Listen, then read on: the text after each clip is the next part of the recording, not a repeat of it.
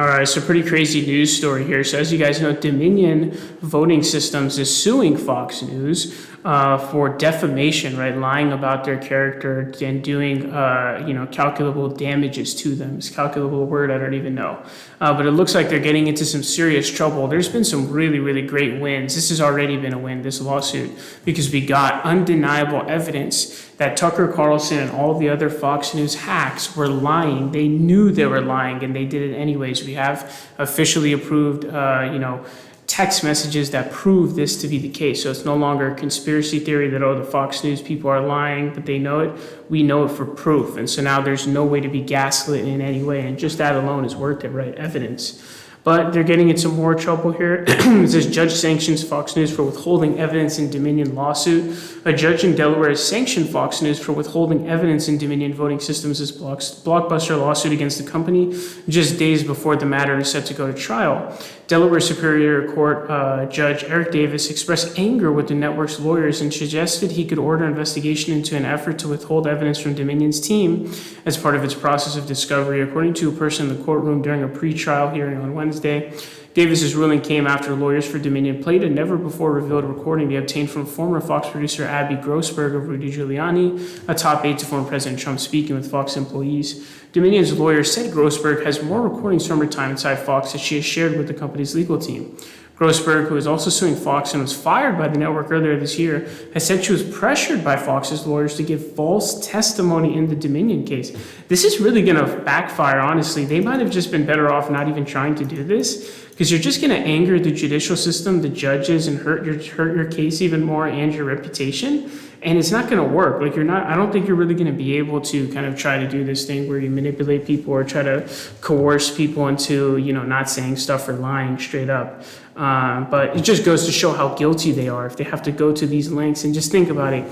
Even for this case to go this far, the standard of actual malice, and I don't even know if this really is, it obviously has to do with the actual malice in New York Times versus Sullivan case, where it's like, you have to prove that they said it with malice. It can't even just be that it's wrong. You have to prove damages, and you have to prove it's done with actual malice. But this also deals with press freedom. First Amendment press freedom is a huge fucking deal, right?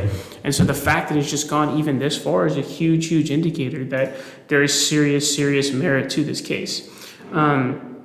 They destroy people. Grossberg, who worked as a producer for Maria Bartiromo, Tucker Carlson, and other top hosts at the network, said during a recent television interview, "I realized that the answers that they wanted me to say were putting me in a very vulnerable position to be the company's scapegoat." Grossberg had previously told Dominion's lawyers in sworn depositions that she felt it wasn't her responsibility to fact-check Trump's false claims of voter fraud. "I made the decision to keep my job so that I can keep paying my bills. It seemed like a safer decision for me at the time," she said in her testimony. And I think a lot of people get into this kind of situation where they're kind of most of them are just like kind of looking out for their career and money, and is essentially what ends up happening. It says the judge on Wednesday instructed Fox's lawyers to preserve their communications, and his ruling could open up Fox to another round of discovery. Holy smokes. That could unearth more revelations about the inner workings of the cable news giant around the time of the election. So their only really seeming, kind of situation is they just keep trying to argue that it's on First Amendment grounds, but they don't really have an argument here because, again, this is not, First Amendment doesn't protect you to lying about some kind of person or like organization and just knowing about it and just wantonly lying anyways. Like, that's just not what the First Amendment does. Here's another story too. It says shareholder sues Murdoch Fox board members over 2020 election coverage. There's a Fox Corp shareholder suing leaders at the company and Chairman Rupert Murdoch over Fox News' coverage of the 2020 election, according to a new report. Shareholder Robert Schwartz alleges in a lawsuit filed in Delaware Chancery Court that Murdoch and other board members breached their fiduciary duties to shareholders by failing to uphold the company's ethical reputation, Reuters reported. Fox knew from the board on down that Fox News was reporting false and dangerous misinformation about 2020 presidential election, but Fox was more concerned about short-term ratings and market share than long-term damages of its failure to tell the truth, Schwartz said in his lawsuit. So they're getting like really, really screwed here. This is really, really awesome because they're finally getting exposed. And I think a lot of times what happens is like you'll have these kinds of things that are, they're not proven hard, right? So we didn't know for 100%. We knew, but we didn't know for 100%, like undeniable fact, like, hey, these people are lying about the fraud thing. But now we actually know for sure. And then what happens is when you find the evidence for sure, a lot of people devalue that evidence.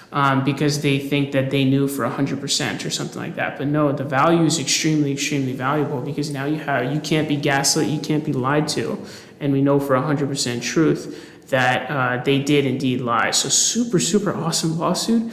And dude, if these fuckers get subjected to a second round of discovery, that would be unbelievable. That'd be so awesome.